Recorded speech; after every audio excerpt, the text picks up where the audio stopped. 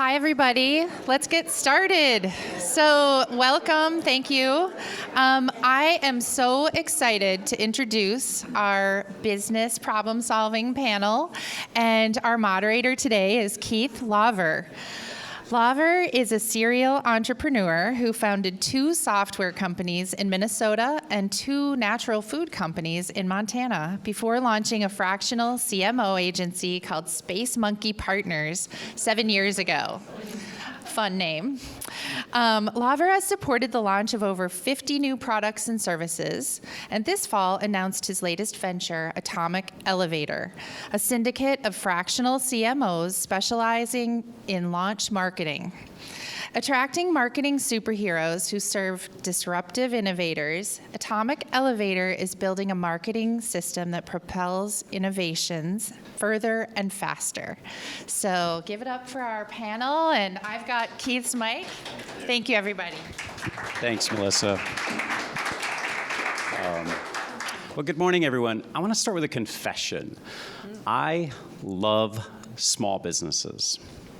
I respect big companies, but I love small businesses. I don't know how many of you were moved by Jazz's story yesterday of Turn Signal, right? But that's what we're in the business of doing. And so as I was thinking this morning about kind of grounding us in the why, this small business problem solving, I wanted to just grounded in this opportunity that we have as fractionals, as businesses who are serving other small businesses, because it matters, right?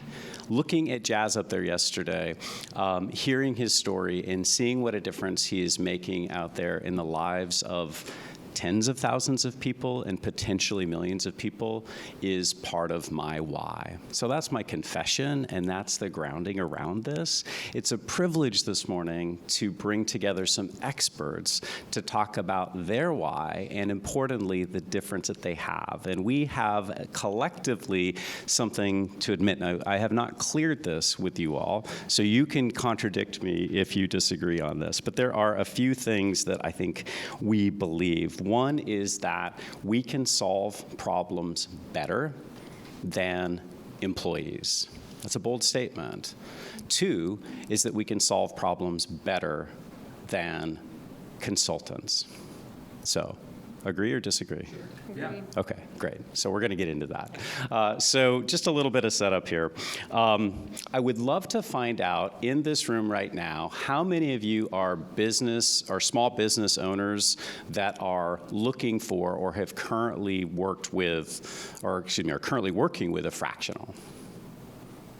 Okay, thank you for trusting. Our hope today is that we're inspiring more business owners in part to use this secret weapon in their growth because it matters. Because, again, small businesses, 33 million in the US, number 1, need this support. Number 2, have access to incredible experts like this. And I think that in this opportunity with you, what the heck was I just saying? Hold on a second. Okay. I think that in this moment today, we can leverage these incredible people to think about how else they can impact small business owners like you. So the second question is, how many of you are currently fractionals? Awesome. Okay, our hope today is that we can provide some tools and some inspiration for those tools on exactly how we have gone about problem solving. And how many of you would describe yourselves as fractionally curious? Okay, awesome. I want to encourage you to go for it. So that's what we want to do today. So without further ado, to my right, I would love to introduce this incredible esteemed panel. So let's start with you, Summer. All right, I'm Summer Miller. I'm a fractional chief people officer, and I'm local here from Brooklyn Park, Minnesota. And I would say my background is a lot of corporate HR executive work, and now my superpower that I bring is people-centered design for strategic growth. I am Teresa Patesnick. I am a fractional COO and a certified exit planning advisor. I think my superpower is calming the chaos, and I've been a fractional leader just 2023. Hi, I'm Pete Steggy. I'm a fractional CMO. Been at it for 3 years. And my superpower is really being able to sort through the noise, right? Help them make sense of the crazy world of marketing. The CEO, I help CEOs, by the way, that don't have a marketing leader on their team. I help them figure out what to do about marketing. Hi, I'm Tom Holderly, and I'm a fractional sales leader. I've been fractional for about 2 years, and I help companies build out their sales infrastructure as far as process, tools, people. I take what Pete does and help execute it to the street. That's awesome. So, and again, my name is Keith. I am a serial entrepreneur. I founded 4 companies before 7 years ago, committing myself to operate as a fractional on behalf of other small businesses. And as you heard, I've just launched something called Atomic Elevator, which is a syndicate of fractionals that are coming together in a specific moment in a small business's journey. And that moment is when they're launching something new. So it's a privilege to be here today. So I'd love to start with you, Summer. So we're going to dig into some problems. Each of these panelists has a case that we're going to talk about. So Summer, tell us a little bit about your client. I'll kind of share how I got into the client situation, the relationship, but it was a client that had a chief HR officer that was going on leave. They didn't think they were coming back, but they didn't know. Nobody on the executive team had any kind of idea the health of the HR function. Were they compliant? They thought things were pretty good, but they were needing to bring in some outside perspective to lead the team, but also help them assess the state of health. So that's where I started. Okay, great. So for me, the client I'm working with had just purchased this business, had been in corporate America for 25 plus years. And he spent the first year trying to kind of get his arms around the business and started to realize he was spending too much time working in the business, and he wanted someone to help him start working on his business. And I'm going to actually have your client join us. Okay. Can we do that? Great. This is Troy. Hi, everyone. My name is Troy Harriman. I'm the president and owner of ProFab Welding Industry, a small metal fabrication manufacturing company in Lakeville, Minnesota. I recently purchased this business, and as a new business owner, the first several months was just spending a lot of time getting my arms around the business, kind of understanding how things worked and what happened when. And I found myself completely overwhelmed with day-to-day operational things like quoting customers, like dealing with customers on a day-to-day basis, buying material, operational and human resource requirements that fell to me as the owner.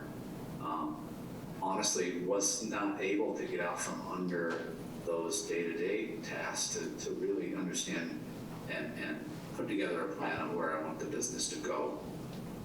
Great. Okay. So the client I want to talk about is a company called Think Tank QA, and they're a small just starting engineering test company, and they had a great start, but it was all with people in their network, and they didn't know how to they had some tactics they were doing for marketing, but they didn't know how they were going to get to people that they didn't know, and so they were looking for a marketing strategy to do that. Great.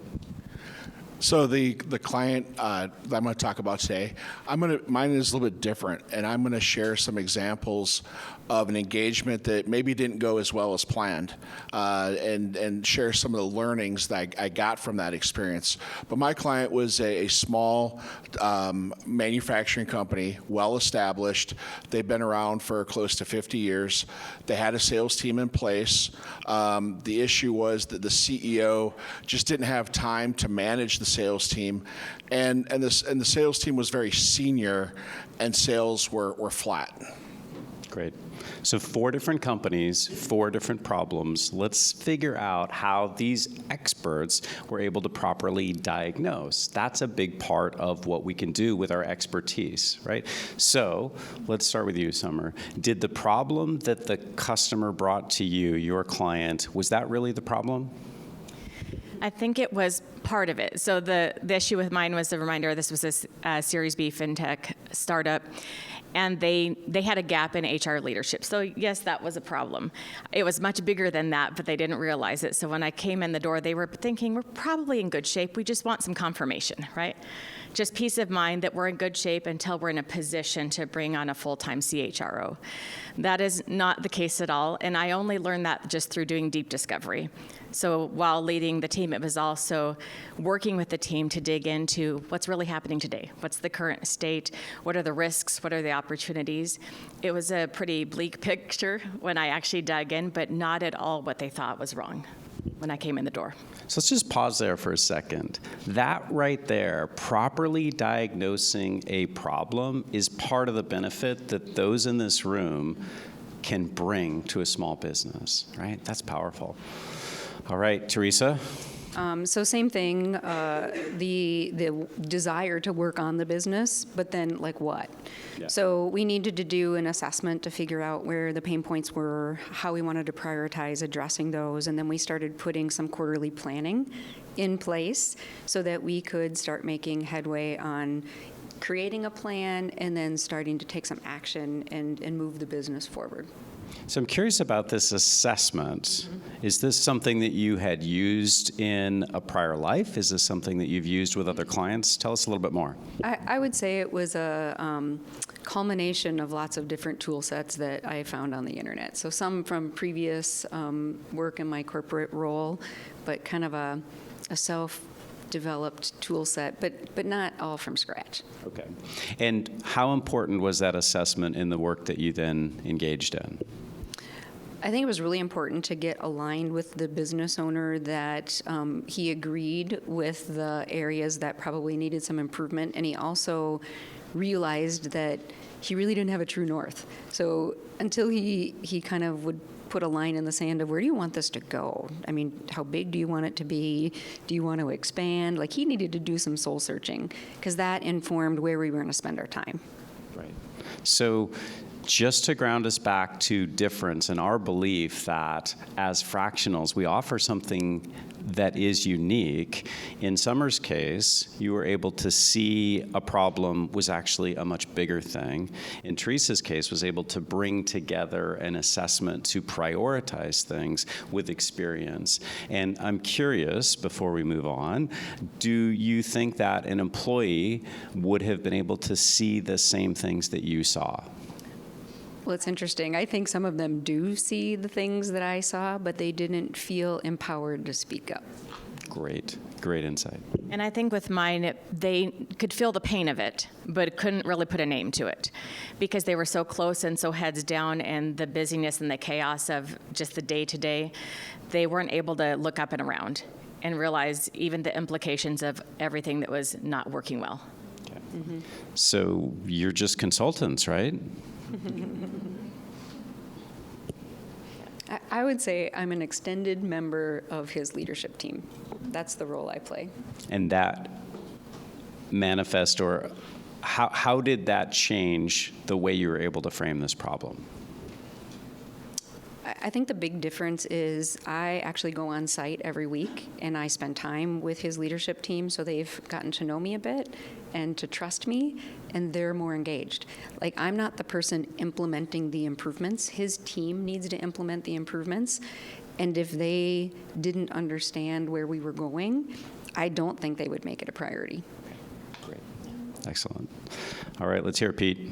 A lot of parallels for me, but just on a marketing perspective. So for us, the problem they thought they had was, well, we just got to do more stuff, but what is the stuff? I mean, marketing activities to do. And we started with an assessment, which for me I call it a marketing blueprint. But what the key value for them was understanding that they didn't have the core message for who they were and that strong, what I call true story that would inform all the things they did. So they were jumping into action without knowing what the right things were to do. And then the second piece of it was once we knew where we were going, to be able to say, you know what, just going out to everybody isn't going to work. This is your opportunity. It's this very small, large revenue strategic accounts. And that led to a totally different focus